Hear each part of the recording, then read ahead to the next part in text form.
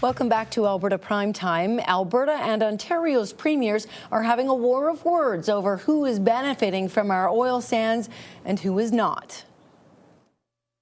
If I had my preferences as to whether we have a rapidly growing oil and gas sector in the West or a lower dollar benefiting Ontario, I'd tell you where I'd stand with a lower dollar.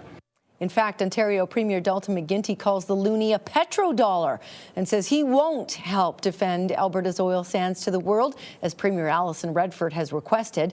This just as a new attempt at a pipeline to the U.S. is announced today. Are we hurting other provinces? Should Albertans care? We'll ask our Monday Money panel tonight. Jane Alm is an investment advisor with Angus Watt Advisory and National Bank Financial.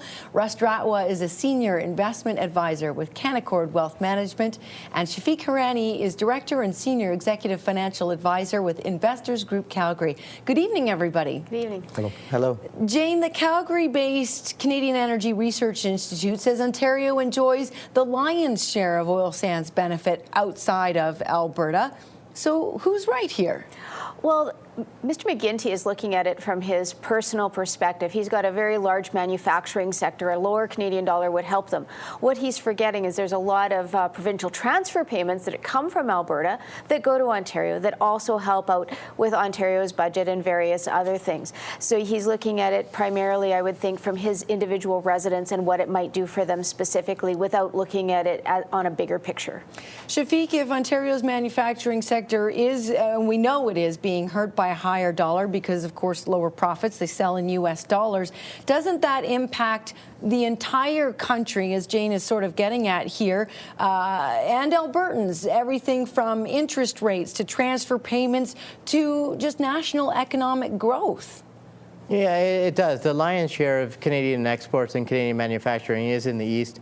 But the comments that choosing between a lower Canadian dollar and Alberta oil sands, I choose a low Canadian dollar, I think those are just a little bit mute. I mean, the dollar is related to the petrodollar.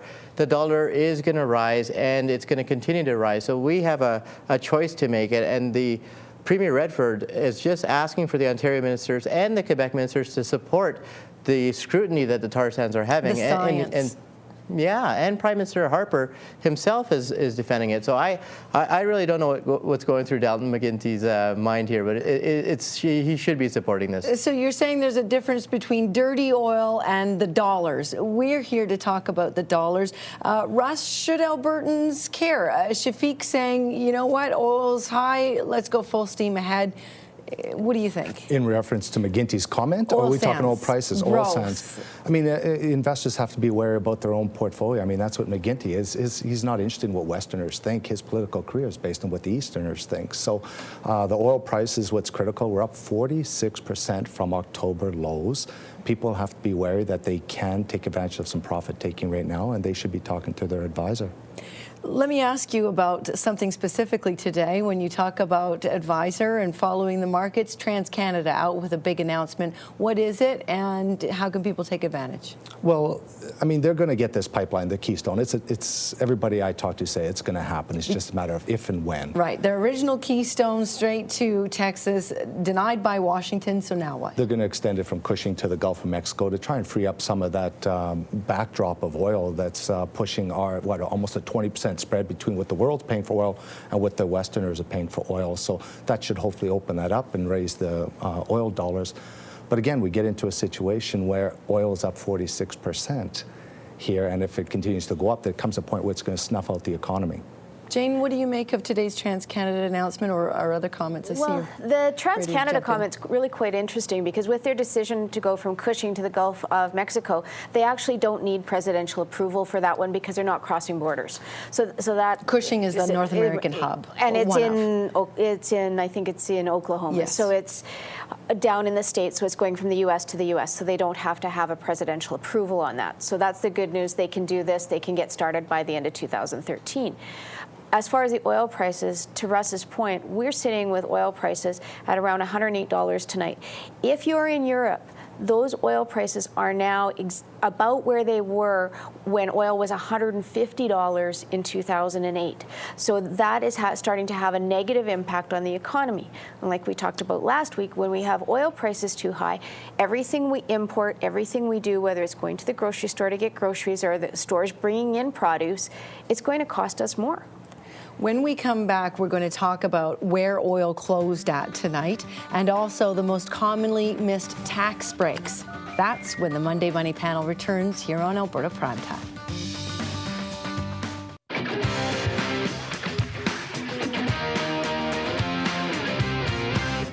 Welcome back to Alberta Primetime and the Monday Money Panel. The most commonly missed tax deductions now. February 29th, I believe, corporate dividends. That reporting is due. April, of course, personal returns. So let's ask our Monday Money Panel. Russ, one of your most favorite, most commonly missed tax deductions has to do with real estate. Well, this is where I rely on my connections, and thank you, Terry Wainman at Grant Thornton. And he's telling me that moving costs, in particular real estate commission costs, can be missed.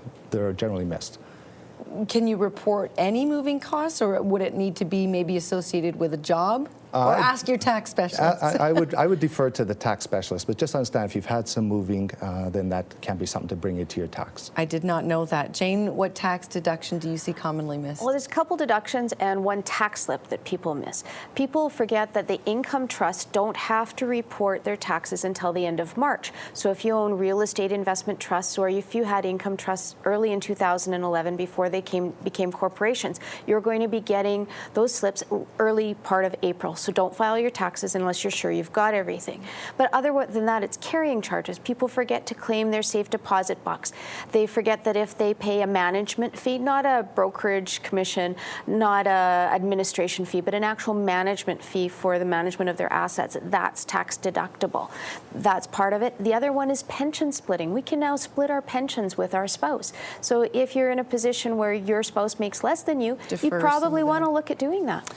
Shafik, do people overlook even the most obvious ones, or do you have your own favorite? Well, yeah, I really liked Jane's mention on the carrying costs. One thing people understand is if you deduct for an RSP, that's deductible now, but when you're older, that money comes into your income. Jane mentioned the carrying costs. That's actually tax deductible. It's a pure deduction, so you're never going to have to pay that off. So that interest write-off is important. The other one I would also bring attention to is healthcare expenses. You can write off healthcare expenses up to an excess. If you spend more than $2,000 in healthcare expenses, it has to be the lesser of 3% of your income or $2,000.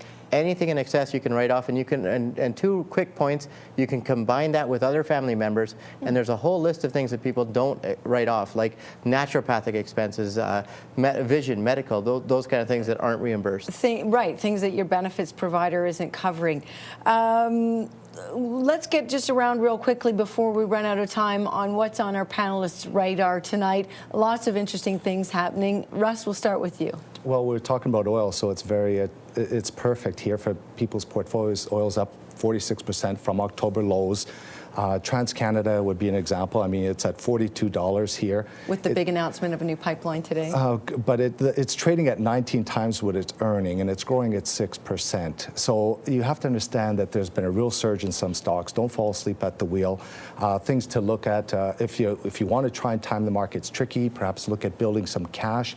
I prefer using perhaps a stop loss for mature companies. What is that? A stop loss is basically if you buy a stock at $30 and you don't want to sell it because you don't want to try and time the market, you can talk to your advisor and say, I want to sell it if it hits 28 automatically. Something to protect you on the downside. But I'm hesitant to do it with juniors because you can get knocked out, whipsaw it very quickly. So you really need to be careful about doing that. But building cash is something to be aware of, creating stop losses. But if you understand what you're investing in, it'll absolve a lot of these issues. You see the close of oil tonight and you see opportunity. Jane, what are you watching? Well, I'm also watching the price of oil and looking at how it's going to impact not just the oil and gas stocks in people's portfolios, but some of the other stocks, some of the consumer staples, where those companies will have higher carrying costs, all those other things that will come into play for them. The recession-type factors. Exactly, and you're never wrong to take a profit. If you have a profit, it's a good idea to at least take something off the table, because you'll never regret doing that. Don't get greedy? Don't get greedy. Shafik, what are you watching? Three things. Primarily, this whole week is very busy for earnings, especially the banks. So if you're watching the show, you want to keep an eye on all the major financial institutions. On Thursday, there's the manufacturing index report, which is out, and on Friday is the big number, Canadian GDP, and the Bank of Canada is targeted at 2.5% GDP growth. A lot of estimates think it's going to come in around a 2% annualized rate. So that's what we're watching domestically. Can I just quickly go back to you, Russ, and ask, we've got oil closing tonight at over $107 US a barrel. First of all, is natural gas going to follow that, or are they completely separate? And secondly, where's oil expected to go from here? Completely separate. I mean, we're talking 5-year average storage is like 20% above that 5-year average on natural gas. So, I mean, it might be an acquisition mode, but you should do it in a time frame, maybe 1/3 this year, 1/3 next year, because invariably it will come back. And where's oil headed? Everybody I'm talking to, $80 to $100 is the realistic value for West Texas, and it's what's happening in the Middle East that's taking it above and beyond that. So this is a temporary high? Again, it all depends on what happens in the Middle East, any unrest, it's bottom line is at $20 and $30 oil is long gone. Okay, yeah, that's for sure. Quickly before we go, kind of a fun topic. A Santa Monica, California company is claiming that it can predict the market using social media trends. They look at tweets, for example. Everybody is tweeting or on Facebook now, even CEOs and analysts. Jane, what do you think of this technology? I think it carries forward with another technology, which is a sentiment indicator that's been out there. It's been a survey. It's been around for years. It tells you how many people are bullish, how many people are bearish. When people are looking at the tweets and they're trying to sort through, they're really taking it more in real time, so the same sort of idea. If everybody's feeling one way, you probably want to be on the other side. Shafik, do you think it's useful? Yeah, Jane's point about the consumer sentiment indicator, the one thing people have to realize is that's actually a contrarian indicator. So when more people think things are going to go good, that's when actually the market goes bad. But the research on the tweets and the access to information, I love it, because this is a new source of information. It enhances a Nobel Prize winning theory named Markowitz, who won a theory on the market efficiency, and this will just help with market efficiency, so I'm a really big fan. Well, we'll see where it leads to. Thank you all for your insight tonight. Thank you. Jane Alm is an investment advisor with Angus Watt Advisory and National Bank Financial. Russ Ratwa is a senior investment advisor with Canaccord Wealth Management. And Shafik Hirani, director and senior executive financial advisor, Investors Group Calgary.